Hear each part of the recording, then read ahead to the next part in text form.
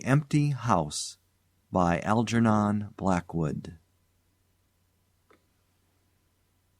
Certain houses, like certain persons, manage somehow to proclaim at once their character for evil. In the case of the latter, no particular feature need betray them. They may boast an open countenance and an ingenuous smile, and yet a little of their company leaves the unalterable conviction that there is something radically amiss with their being, that they are evil. Willy-nilly they seem to communicate an atmosphere of secret and wicked thoughts, which makes those in their immediate neighborhood shrink from them as from a thing diseased. And perhaps with houses the same principle is operative, and it is the aroma of evil deeds committed under a particular roof, long after the actual doers have passed away, that makes the goose-flesh come and the hair rise. Something of the original passion of the evil-doer, and of the horror felt by his victim, enters the heart of the innocent watcher, and he becomes suddenly conscious of tingling nerves, creeping skin, and a chilling of the blood. He is terror-stricken without apparent cause. There was manifestly nothing in the external appearance of this particular house to bear out the tales of the horror that was said to reign within. It was neither lonely nor unkempt. It stood crowded into a corner of the square, and looked exactly like the other houses on either side of it. It had the same number of windows as its neighbors, the same balcony overlooking the gardens, the same white steps leading up to the heavy black front door, and in the rear there was the same narrow strip of green, with neat box borders running up to the wall that divided it from the backs of the adjoining houses. Apparently, too, the number of chimney-pots on the roof was the same, the breadth and angle of the eaves, and even the height of the dirty area railings. And yet this house in the square, that seemed precisely similar to its 50 ugly neighbors, was as a matter of fact entirely different, horribly different. Wherein lay this marked invisible difference is impossible to say. It cannot be ascribed wholly to the imagination, because persons who had spent some time in the house, knowing nothing of the facts, had declared positively that certain rooms were so disagreeable that they would rather die than enter them again, and that the atmosphere of the whole house produced in them symptoms of a genuine terror, while the series of innocent tenants who had tried to live in it and been forced to decamp at the shortest possible notice was indeed little less than a scandal in the town.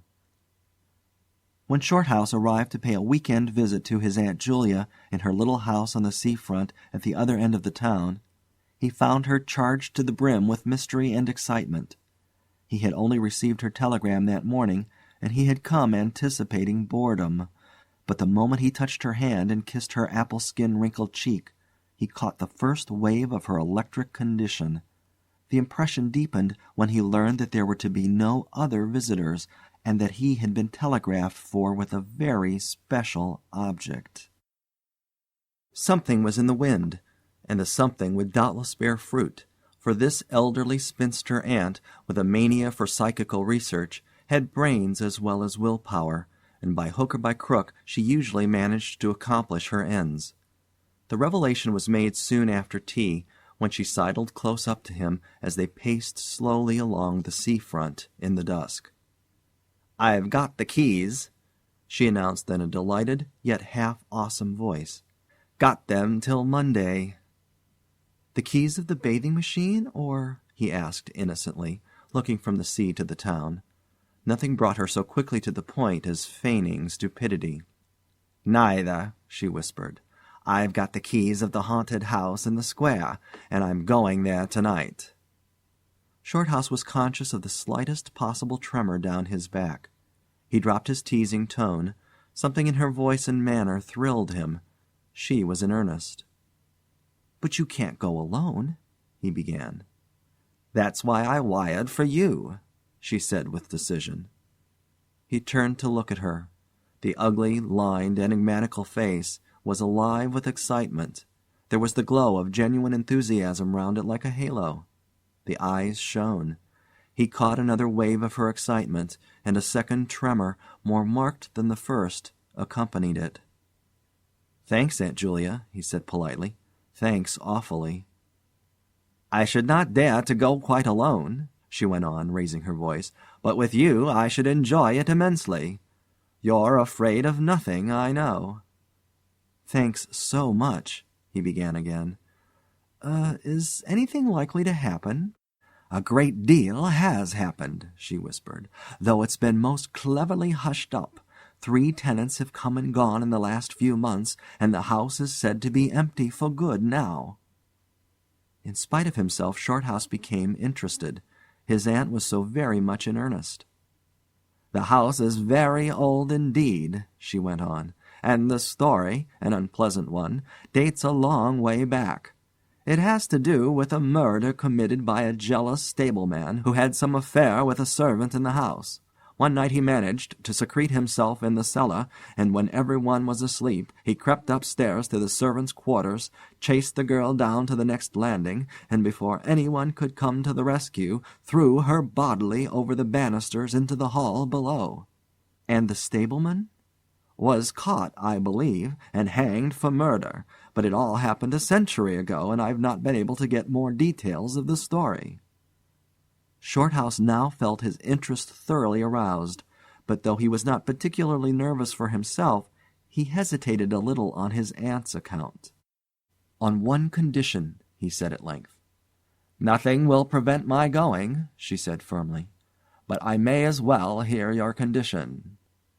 "That you guarantee your power of self-control if anything really horrible happens. I mean, that you are sure you won't get too frightened." "Jim," she said scornfully, "I'm not young, I know, nor are my nerves, but with you I should be afraid of nothing in the world." This, of course, settled it, for Shorthouse had no pretensions to being other than a very ordinary young man, and an appeal to his vanity was irresistible. He agreed to go. Instinctively, by a sort of subconscious preparation, he kept himself and his forces well in hand the whole evening, compelling an accumulative reserve of control by that nameless inward process of gradually putting all the emotions away and turning the key upon them, a process difficult to describe, but wonderfully effective, as all men who have lived through severe trials of the inner man well understand. Later it stood him in good stead.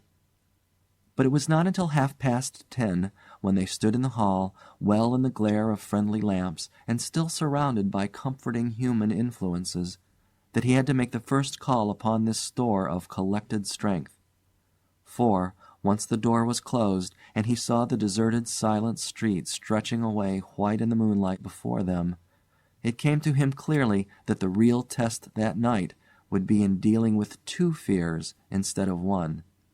He would have to carry his aunt's fear as well as his own, and as he glanced down at her sphinx-like countenance, and realized that it might assume no pleasant aspect in a rush of real terror, he felt satisfied with only one thing in the whole adventure, that he had confidence in his own will and power to stand against any shock that might come. Slowly they walked along the empty streets of the town. A bright autumn moon silvered the roofs, casting deep shadows. There was no breath of wind, and the trees in the formal gardens by the seafront watched them silently as they passed along. To his aunt's occasional remarks Shorthouse made no reply, realizing that she was simply surrounding herself with mental buffers, saying ordinary things to prevent herself thinking of extraordinary things.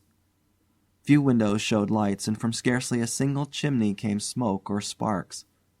Shorthouse had already begun to notice everything, even the smallest details. Presently they stopped at the street corner and looked up at the name on the side of the house full in the moonlight, and with one accord, but without remark, turned into the square and crossed over to the side of it that lay in shadow. "The number of the house is 13, whispered a voice at his side, and neither of them made the obvious reference, but passed across the broad sheet of moonlight and began to march up the pavement in silence. It was about halfway up the square that Shorthouse felt an arm slipped quietly but significantly into his own, and knew that their adventure had begun in earnest, and that his companion was already yielding imperceptibly to the influences against them. She needed support. A few minutes later they stopped before a tall, narrow house that rose before them into the night, ugly in shape and painted a dingy white. Shutterless windows without blinds stared down upon them, shining here and there in the moonlight. There were weather streaks in the wall and cracks in the paint, and the balcony bulged out from the first floor a little unnaturally. But beyond this generally forlorn appearance of an unoccupied house, there was nothing at first sight to single out this particular mansion for the evil character it had most certainly acquired. Taking a look over their shoulders to make sure they had not been followed, they went boldly up the steps and stood against the huge black door that fronted them forbiddingly. But the first wave of nervousness was now upon them, and Shorthouse fumbled a long time with the key before he could fit it into the lock at all.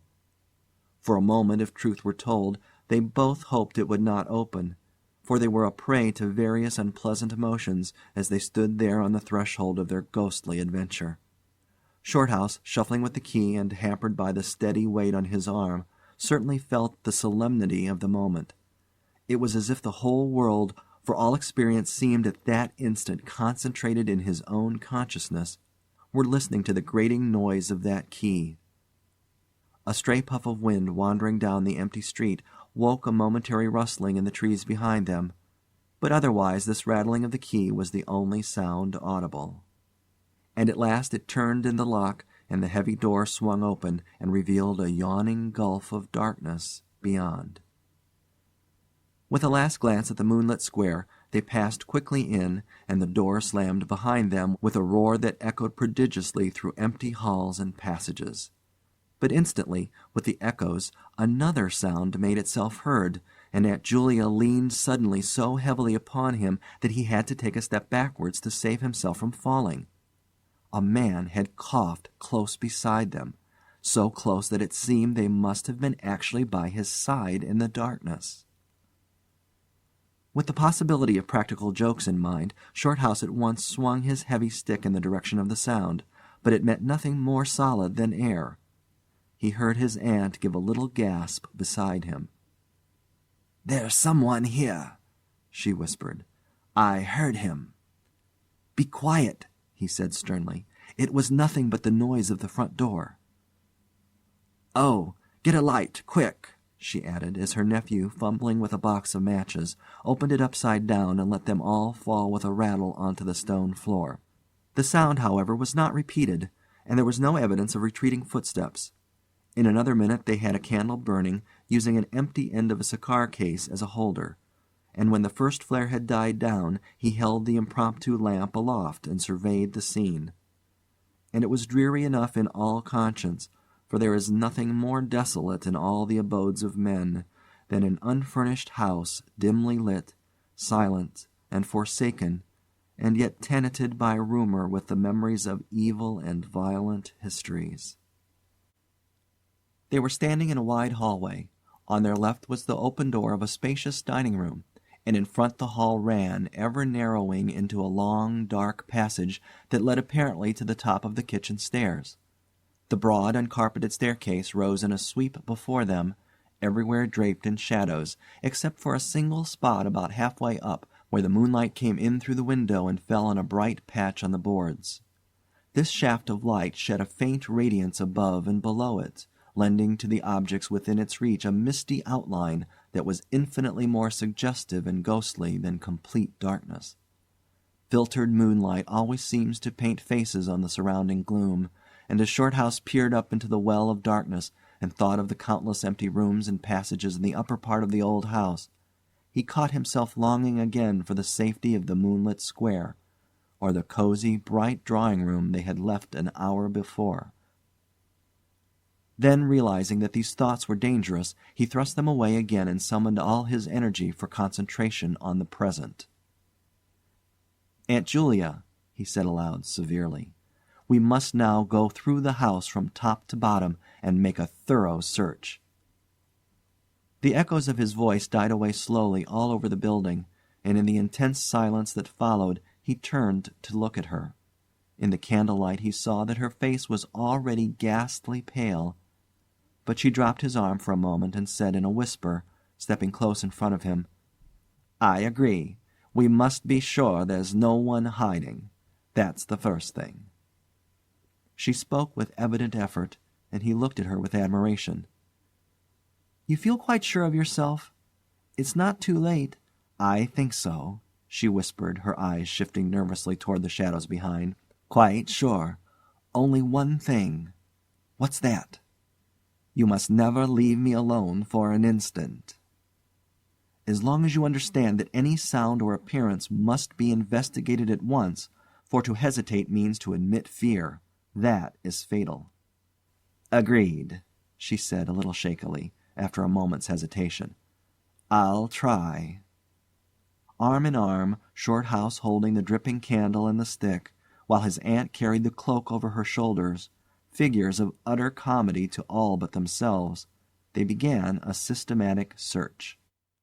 Stealthily, walking on tiptoe and shading the candle lest it should betray their presence through the shutterless windows, they went first into the big dining room. There was not a stick of furniture to be seen. Bare walls, ugly mantelpieces, and empty grates stared at them. Everything, they felt, resented their intrusion, watching them, as it were, with veiled eyes. Whispers followed them. Shadows flitted noiselessly to right and left. Something seemed ever at their back, watching, waiting an opportunity to do them injury. There was the inevitable sense that operations which went on when the room was empty had been temporarily suspended till they were well out of the way again. The whole dark interior of the old building seemed to become a malignant presence that rose up, warning them to desist and mind their own business. Every moment the strain on the nerves increased. Out of the gloomy dining room they passed through large folding doors into a sort of library or smoking room, wrapped equally in silence, darkness, and dust, and from this they regained the hall near the top of the back stairs. Here a pitch-black tunnel opened before them into the lower regions, and, it must be confessed, they hesitated. But only for a minute. With the worst of the night still to come, it was essential to turn from nothing. Aunt Julia stumbled at the top step of the dark descent, ill lit by the flickering candle, and even Shorthouse felt at least half the decision go out of his legs. "Come on," he said peremptorily, and his voice ran on and lost itself in the dark, empty spaces below. "I'm coming," she faltered, catching his arm with unnecessary violence. They went a little unsteadily down the stone steps, a cold, damp air meeting them in the face, close and malodorous. The kitchen, into which the stairs led along a narrow passage, was large, with a lofty ceiling. Several doors opened out of it, some into cupboards with empty jars still standing on the shelves, and others into horrible little ghostly back offices, each colder and less inviting than the last.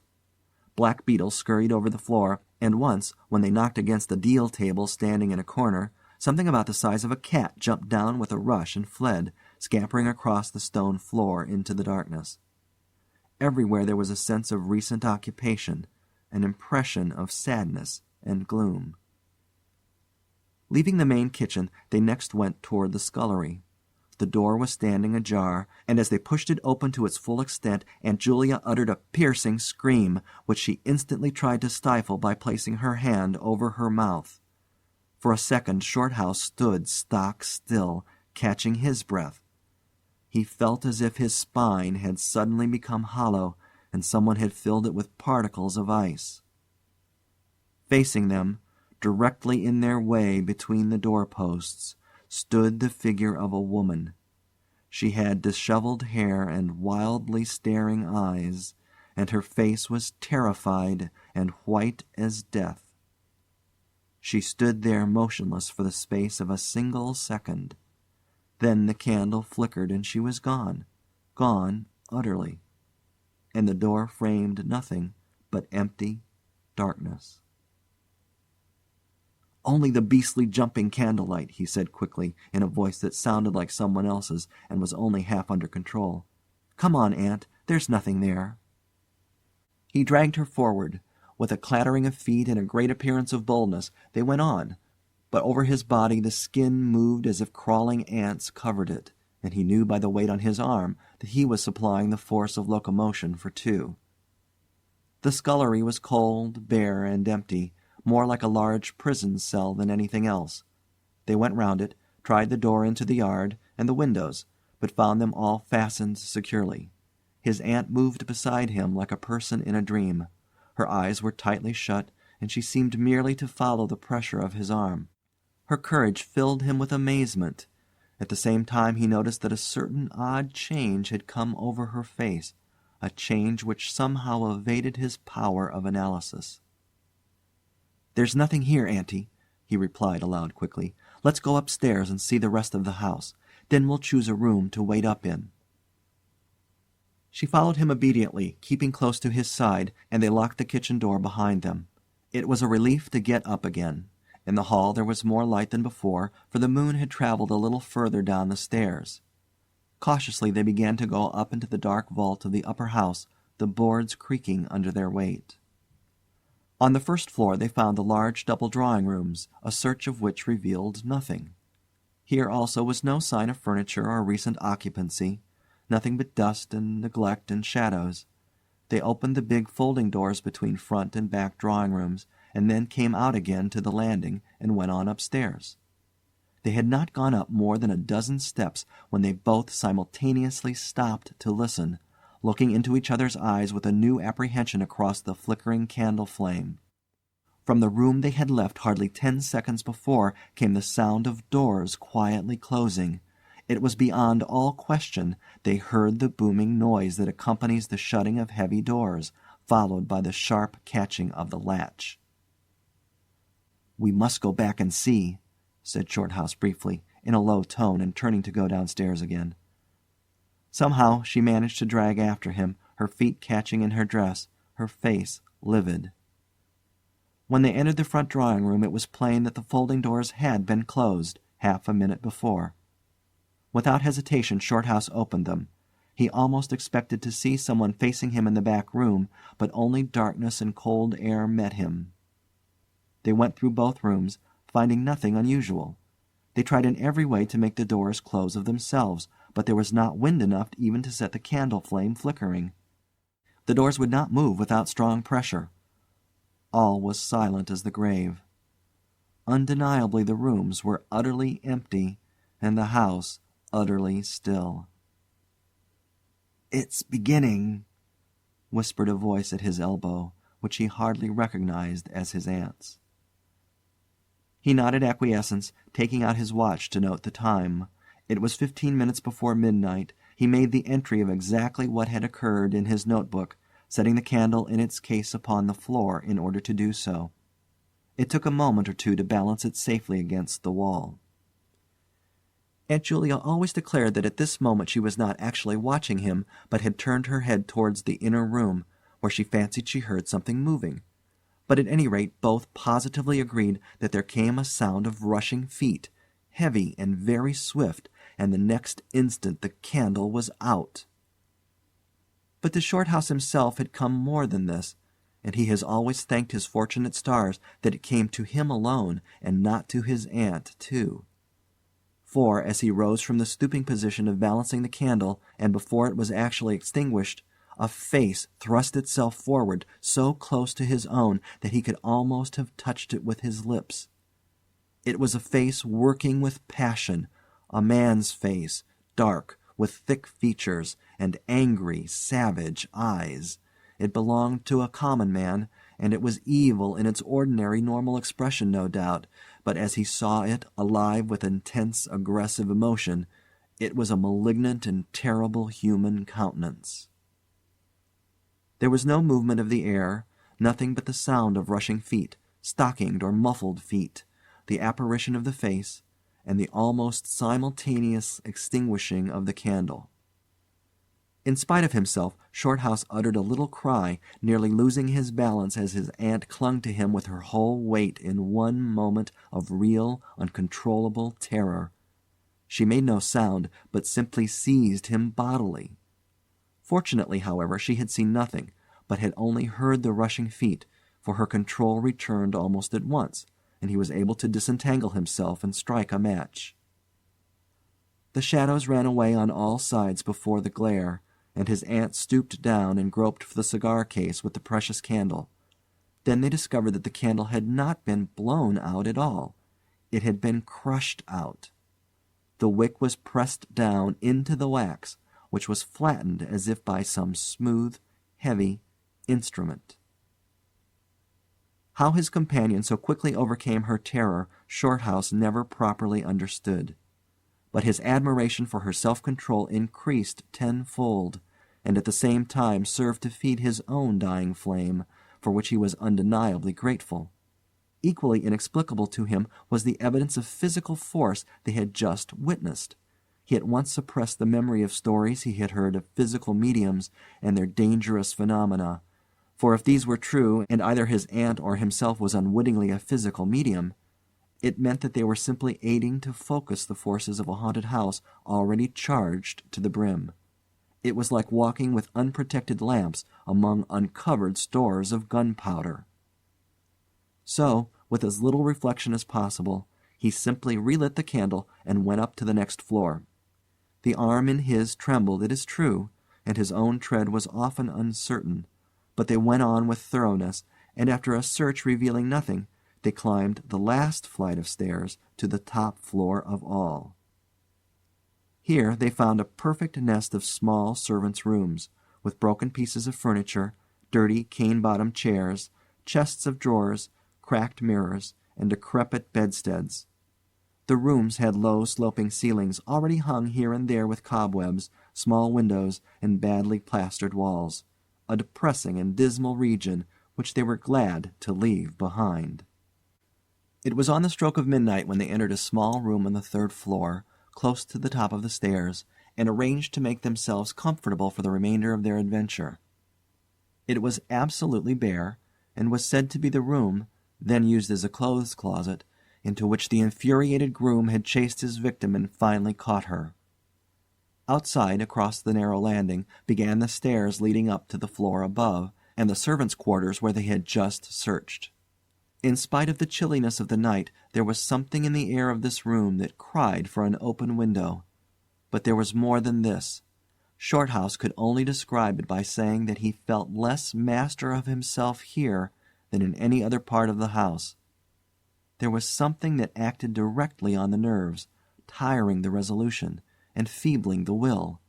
He was conscious of this result before he had been in the room 5 minutes, and it was in the short time they stayed there that he suffered the wholesale depletion of his vital forces, which was for himself the chief horror of the whole experience. They put the candle on the floor of the cupboard, leaving the door a few inches ajar, so that there was no glare to confuse the eyes, and no shadow to shift about on walls and ceiling. Then they spread the cloak on the floor and sat down to wait, with their backs against the wall. Shorthouse was within 2 feet of the door onto the landing. His position commanded a good view of the main staircase leading down into the darkness, and also of the beginning of the servants' stairs going to the floor above. The heavy stick lay beside him, within easy reach. The moon was now high above the house. Through the open window they could see the comforting stars like friendly eyes watching in the sky.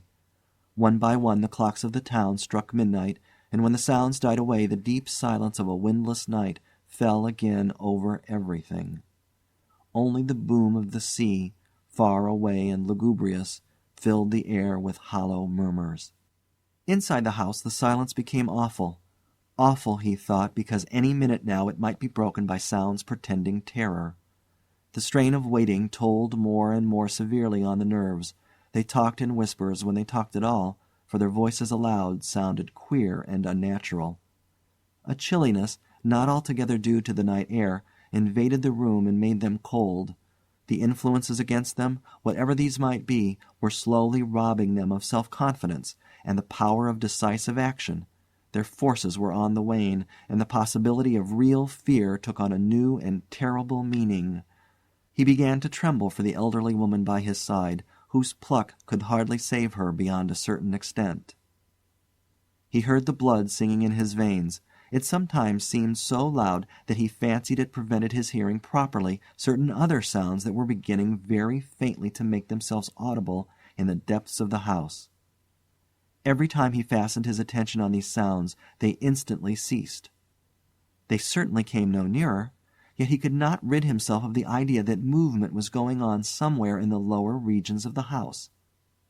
The drawing-room floor, where the doors had been so strangely closed, seemed too near. The sounds were further off than that.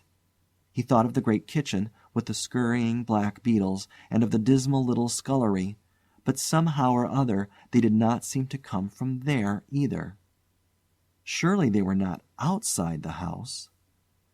Then suddenly the truth flashed into his mind, and for the space of a minute he felt as if his blood had stopped flowing and turned to ice. The sounds were not downstairs at all. They were upstairs. Upstairs somewhere among those horrid, gloomy little servants' rooms, with their bits of broken furniture, low ceilings, and cramped windows, upstairs where the victim had first been disturbed and stalked to her death. And the moment he discovered where the sounds were, he began to hear them more clearly. It was the sound of feet moving stealthily along the passage overhead, in and out among the rooms, and past the furniture. He turned quickly to steal a glance at the motionless figure seated beside him, to note whether she had shared his discovery. The faint candlelight coming through the crack in the cupboard door threw her strongly marked face into vivid relief against the white of the wall. But it was something else that made him catch his breath and stare again. An extraordinary something had come into her face and seemed to spread over her features like a mask. It smoothed out the deep lines and drew the skin everywhere a little tighter, so that the wrinkles disappeared. It brought into the face, with the sole exception of the old eyes, an appearance of youth and almost of childhood. He stared in speechless amazement that was dangerously near to horror. It was his aunt's face indeed, but it was her face of 40 years ago, the vacant, innocent face of a girl. He had heard stories of that strange effect of terror which could wipe a human countenance clean of other emotions, obliterating all previous expressions. But he had never realized that it could be literally true, or could mean anything so simply horrible as what he now saw. For the dreadful signature of overmastering fear was written plainly in that utter vacancy of the girlish face behind him. And when, feeling his intense gaze, she turned to look at him, he instinctively closed his eyes tightly to shut out the sight. Yet when he turned a minute later, his feelings well in hand, he saw to his intense relief another expression. His aunt was smiling, and though the face was deathly white, the awful veil had lifted and the normal look was returning. "Anything wrong?" was all he could think of to say at the moment, and the answer was eloquent, coming from such a woman. "I felt cold, and a little frightened," she whispered.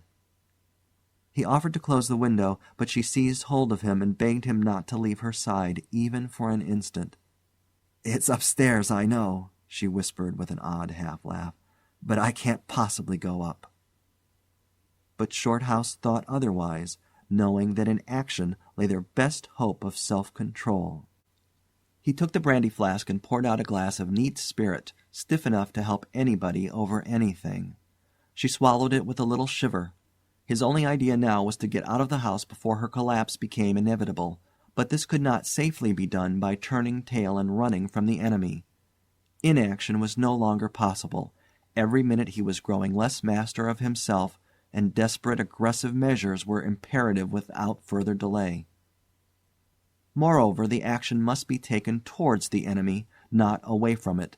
The climax, if necessary and unavoidable, would have to be faced boldly. He could do it now, but in 10 minutes he might not have the force left to act for himself, much less for both. Upstairs the sounds were meanwhile becoming louder and closer, accompanied by occasional creaking of the boards.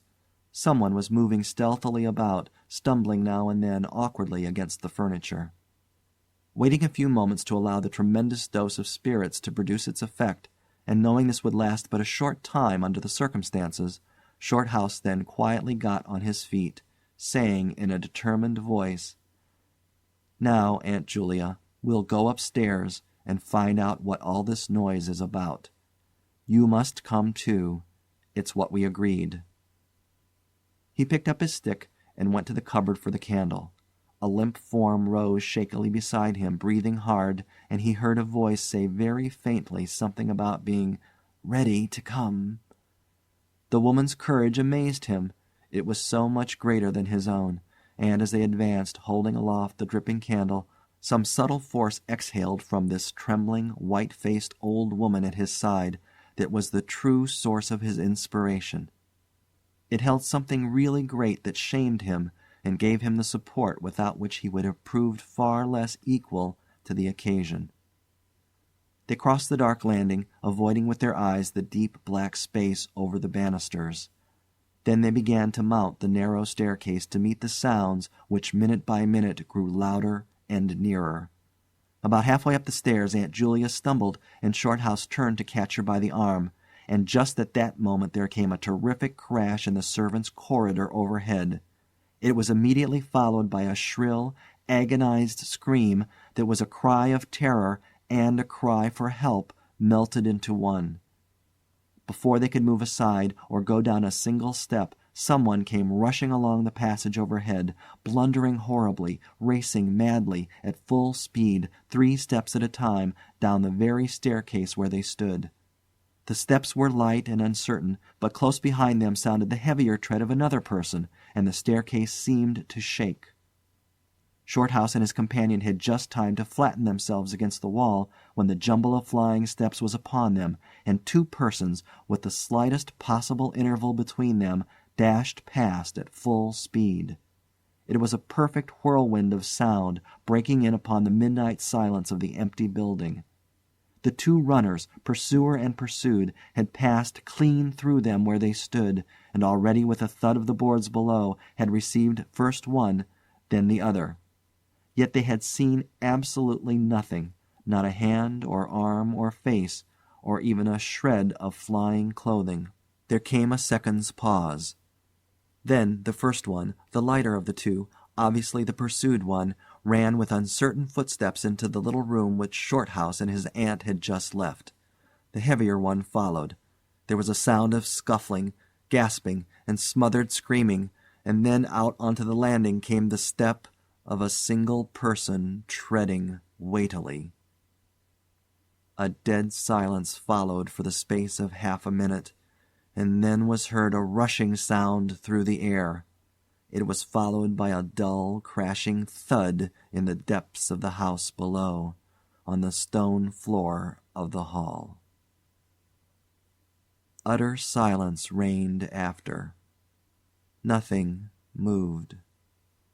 The flame of the candle was steady. It had been steady the whole time, and the air had been undisturbed by any movement whatsoever. Palsied with terror, Aunt Julia, without waiting for her companion, began fumbling her way downstairs. She was crying gently to herself, and when Shorthouse put his arm around her and half carried her, he felt that she was trembling like a leaf. He went into the little room and picked up the cloak from the floor, and, arm in arm, walking very slowly, without speaking a word or looking once behind them, they marched down the 3 flights into the hall. In the hall they saw nothing, but the whole way down the stairs they were conscious that someone was following them, step by step. When they went faster, it was left behind, and when they went more slowly, it caught them up. But never once did they look behind to see, and at each turning of the staircase they lowered their eyes for fear of the following horror they might see upon the stairs above. With trembling hands, Shorthouse opened the front door, and they walked out into the moonlight and drew a deep breath of the cool night air blowing in from the sea. End of The Empty House by Algernon Blackwood.